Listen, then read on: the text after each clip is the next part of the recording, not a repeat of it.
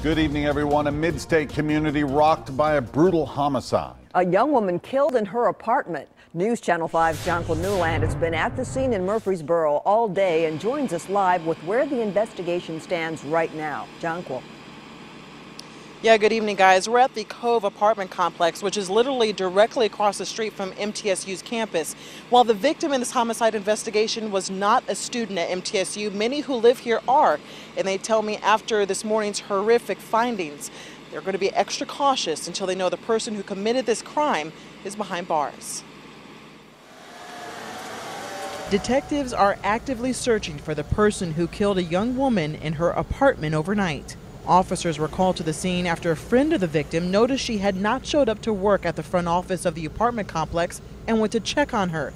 That's when her body was found. It was immediately apparent to investigators that a homicide had occurred. The details surrounding the young woman's death are not clear. Police have identified the victim as Heather Maples of Texas.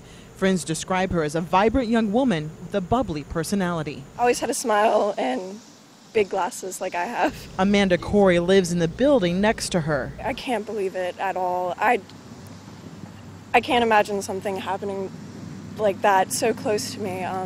I knew her, she was a sweet girl. I have no idea how something like that could have happened. Detectives do not believe this was a random crime. Rather, she knew her attacker. We do have several leads to go off of. While investigators piece together what happened, residents cope with knowing a violent crime happened in their community. That's very scary. That's not good.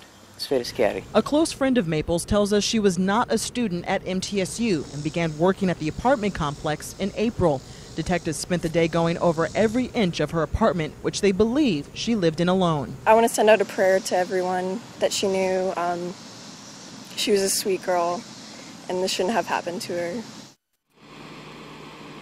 While investigators say the person who committed this violent crime should be considered armed and dangerous, they have no reason to believe this suspect will go out and commit another violent crime. Maples would have turned 23 years old on the 23rd of this month. If you have any information that could help investigators, you're encouraged to call Crime Stoppers. Live in Murfreesboro, I'm Jonquil Newland, News Channel 5 HD.